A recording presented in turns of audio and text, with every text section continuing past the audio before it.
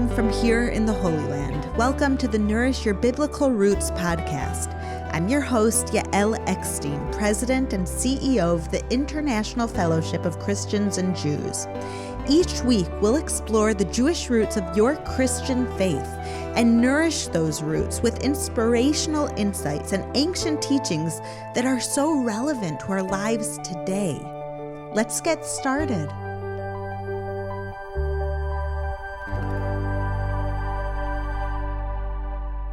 If I asked you what is the most important thing in life, you would probably say things like family, faith, or acts of kindness. I highly doubt that anyone listening to this podcast would say that money and possessions are the most important things in life. But in reality, we don't always live our lives according to what we value, because in our day-to-day lives, it's easy to lose sight of what really matters.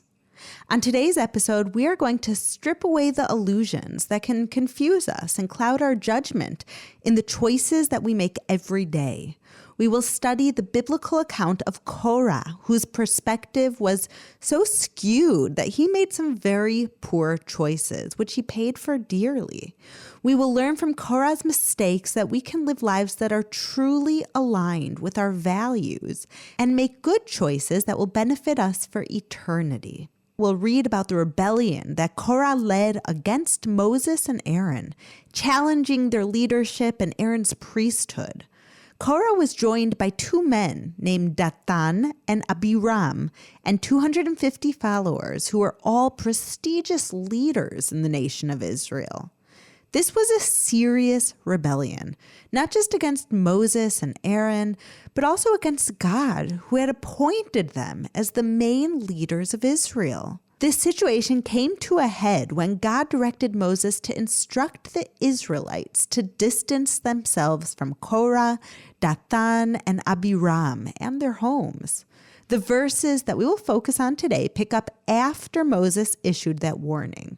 They're from Numbers 16, verses 28 through 33, and I'm going to read them to you now. Then Moses said, "This is how you will know that the Lord has sent me to do all these things and that it was not my idea. If these men die a natural death and suffer the fate of all mankind, then the Lord has not sent me.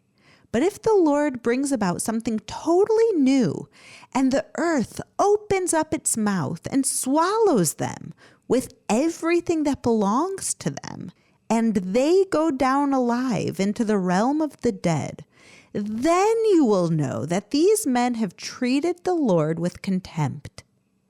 As soon as he finished saying all this, the ground actually did that. Under them, it split apart, and the earth opened its mouth and swallowed them and their households and all those associated with Korah, together with their possessions. They went down alive into the realm of the dead with everything they owned. The earth closed over them, and they perished and were gone from the community. This is our verse of today. And needless to say, it did not end well for Korah and his followers. Korah, Dathan, and Abiram were miraculously swallowed by the land, along with their families and their possessions, and the 250 followers were killed by a fire from God. Now, we have to wonder, who was Korah? And why did he act so foolishly?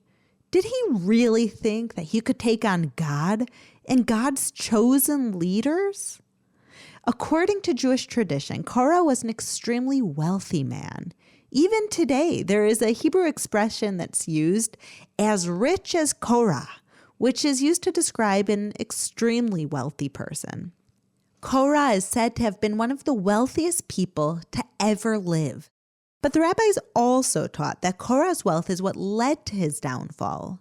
In Ecclesiastes 5:13, King Solomon wrote, "I have seen a grievous evil under the sun, wealth hoarded to the harm of its owners." This verse is a reference to Korah, whose wealth ended up causing him great harm. We often think of poverty as the great test of faith, but the truth is that having wealth is also a great test, maybe even a harder one to pass. And Korah failed this test miserably. Korah's wealth gave him a false sense of security and importance. It enabled him to think that he was greater than he really was. And this is why he foolishly believed that he was greater than Moses and Aaron, and that he could even challenge God's will. As a result, Korah lost not only his wealth and possessions, but his life and the lives of his family members, who were swallowed up by the earth together with him.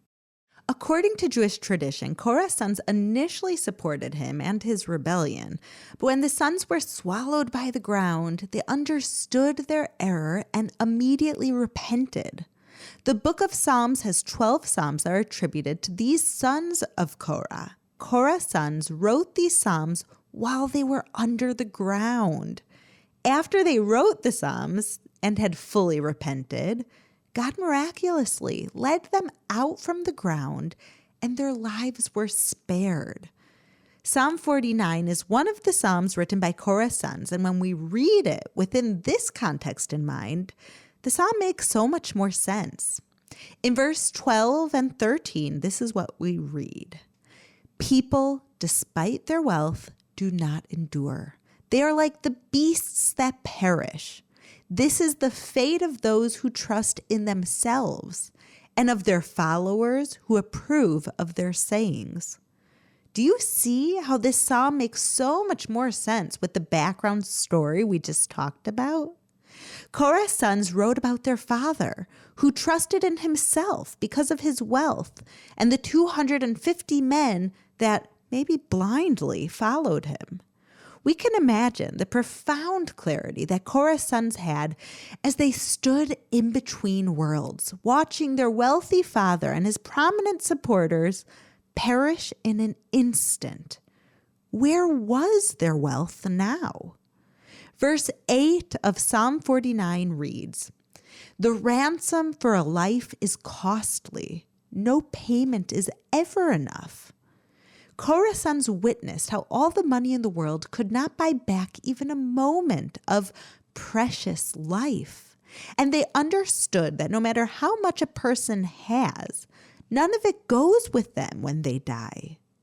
In verse 16 and 17, they wrote, "Do not be overawed when others grow rich, for they will take nothing with them when they die. Their splendor will not descend with them." Korah's sons learned very clearly that while most people place so much value on money and possessions, ultimately they are absolutely meaningless. The lessons that Korah's sons learned and put into Psalms are nothing that we don't know already. Everyone knows that it is impossible to take anything physical into the spiritual world with them. But there are two types of knowing. There's knowing with our heads, and then there's knowing with our hearts, in a way that what we know actually influences how we live. We may know that money and possessions are temporary and not what really matters, but we don't always live our lives that way. I want to share a story with you that I read years ago. It's about how one man taught this lesson to his children and grandchildren in a way that would make a deep and lasting impression on them. In 2005, a Jewish man named Edward Reichman passed away in Jerusalem at the age of 80. He was a real estate tycoon who left behind billions of dollars, and he also left 2 wills with instructions to open the first will immediately and the second 30 days after his death. When the Reichman family opened the first will, they found a very strange request. Edward had asked to be buried in his favorite pair of socks. Now, Judaism has very clear laws when it comes to death and burial. Every Jewish person is buried in simple burial shrouds and nothing more. Nothing else is allowed on the body or in the casket, period. There's no exceptions. But the Reichman children were confused. They didn't know what to do. So they went to rabbi after rabbi, seeking permission to obey their father's request to be buried in his socks. but no rabbi could help them. In the end, Edward Reichman was buried the same way as everyone else, without his socks. Now, 30 days later, Edward's children opened his second will. This is what it said. "My dear children, by now you must have buried me without my socks. I wanted you to truly understand that a man can have all the money in the world, but in the end, he can't even take along one pair of socks." Edward Reichman left his children plenty of money, but I think that the most valuable thing that he left them was this lesson. It was a gift of clarity that would help them live good and meaningful lives, knowing this message of what's important not only in their heads, but in their hearts. As Korah's son learned and Edward Reichman taught his children, we can't take anything with us when we die. We leave all of our money and possessions behind. But the truth is that there is something that we can take with us, and that is our good deeds and character that stay with us and accompany us to heaven forever. This idea gave me great comfort during the week of mourning, the Shiva, after my father passed away. In case you aren't familiar with the practice of Shiva, it's when the immediate family members of a deceased person spend one full week mourning their loss and receiving visitors who come to pay condolences. During the Shiva for my father, my family and I received hundreds of visitors every single day, many of whom were people who my father helped through his work at the fellowship. They reminded me of all of the good deeds that my father did in his lifetime and how all of those good deeds stood with him in heaven. They were accompanying him at that very moment of his transition. And every night when the visitors left and I missed my father so much, I would close my eyes and imagine all the people that my father helped when they were alive, welcoming him into heaven. I imagined all of the Holocaust survivors across the former Soviet Union who he made sure had enough food to eat and enough money for heat in their final years. The Jews that he saved from dangerous countries by bringing them safely to live in Israel. The people whose lives were saved by the medical equipment and bomb shelters that the fellowship provided all over Israel. I was comforted by knowing that my father was not alone, that he was accompanied by the good deeds that he did and all the people that he helped in his lifetime. And I took great comfort knowing that my father took so many good deeds with him to heaven to last eternity. Judaism teaches that our good deeds and character have incredible value in eternity. Every single time that we do a good deed, it is as though we made a deposit in our eternal bank account. Every time we demonstrate virtues like faith, honesty, and morality, we add to it. These ideas are in the Christian Bible as well. In 1 Timothy 6, verses 18 to 19, it says, "Command them to do good, to be rich in good deeds, and to be generous and willing to share. In this way, they will lay up treasure for themselves as a firm foundation for the coming age, so that they may take hold of the life that is truly life." And in Matthew 6:20 it says, "But store up for yourselves treasures in heaven, where moths and vermin do not destroy, and where thieves do not break in and steal." As both of these verses imply, the only true wealth we ever really have are the treasures that we have in heaven. Life is an amazing opportunity to build up our spiritual bank account. There are endless opportunities to be generous and kind. But we live in a world full of illusions, and we can easily find ourselves overly focused on our physical bank instead of on our spiritual one. There is an old Jewish parable that demonstrates how this illusion, created by the material world, can get us totally off track if we let it. This parable has been a source of clarity for me ever since I heard it when I was a little girl, and I want to share it with you now. It's called the parable of the island of diamonds.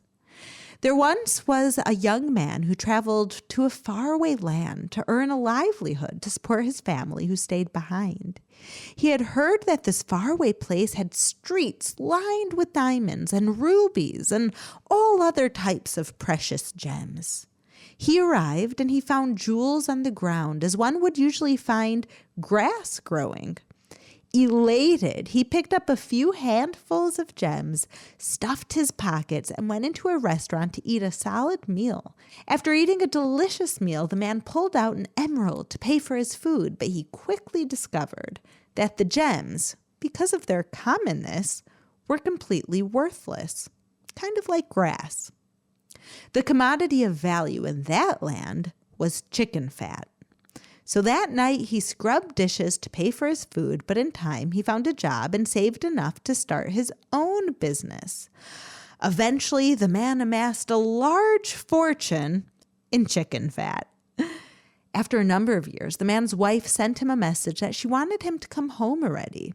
So he sold his business and chartered a ship, loading it with ton after ton of chicken fat.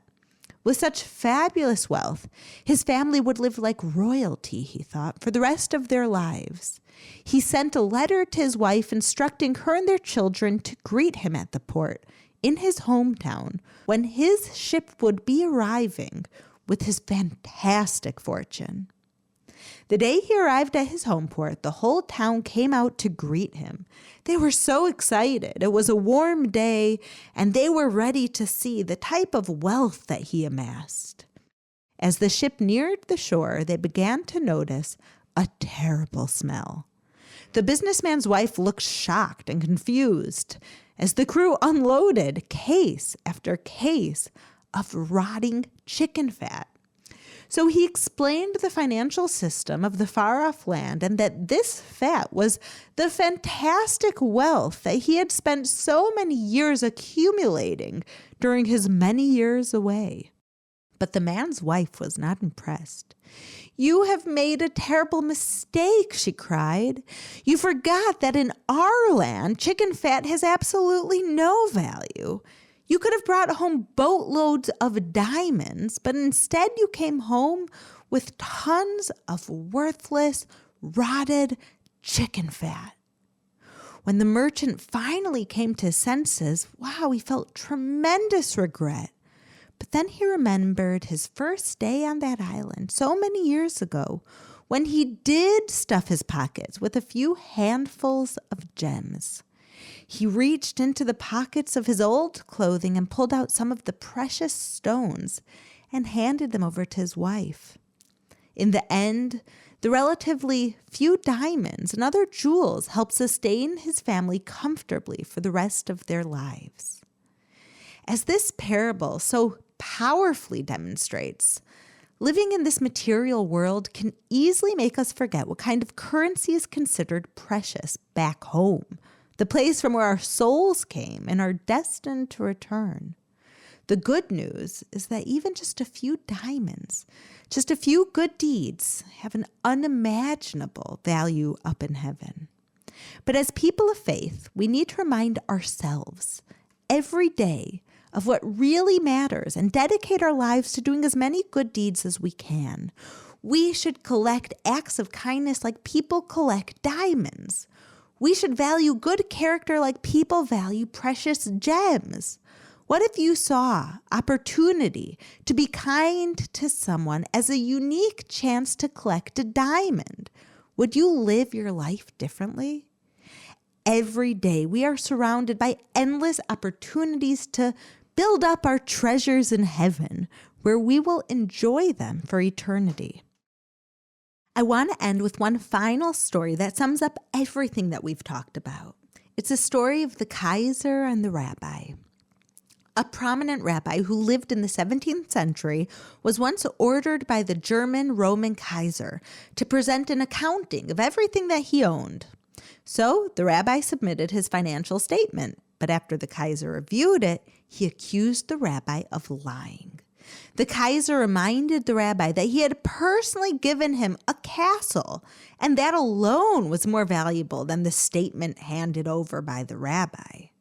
So the rabbi responded by explaining that he had been asked to list everything that he owned, but since the castle was a gift from the Kaiser, which could be taken away at any moment, it wasn't actually his. He didn't actually own it. The Kaiser wasn't satisfied. He held up the list angrily and said, "Then what is recorded on this list that you actually own?" The rabbi looked at him and answered, "It's a list of the charity that I have given. Only what I have given away is truly mine. Even the Kaiser cannot take that away." Ultimately, the only thing that any of us ever really have is what we have given of ourselves. Money and possessions may last for a lifetime, but our good deeds and character, those last forever. Consider taking 1 week, 1 day, or even just 1 hour to see every act of kindness as a diamond. Try to collect as many as you can. You may just find that not only have you contributed significantly to your treasure trove in heaven, but that you have also greatly enriched your life here on earth as well. Shavua Tov, my friends. Have a wonderful week. Thank you for listening to the Nourish Your Biblical Roots podcast. If you like what you have heard, visit me at mybiblicalroots.org for more of my teachings, videos, blogs, and books. You can also follow me on Instagram at Yael_Eckstein or on Facebook at Yael Eckstein. Shalom, and see you next week.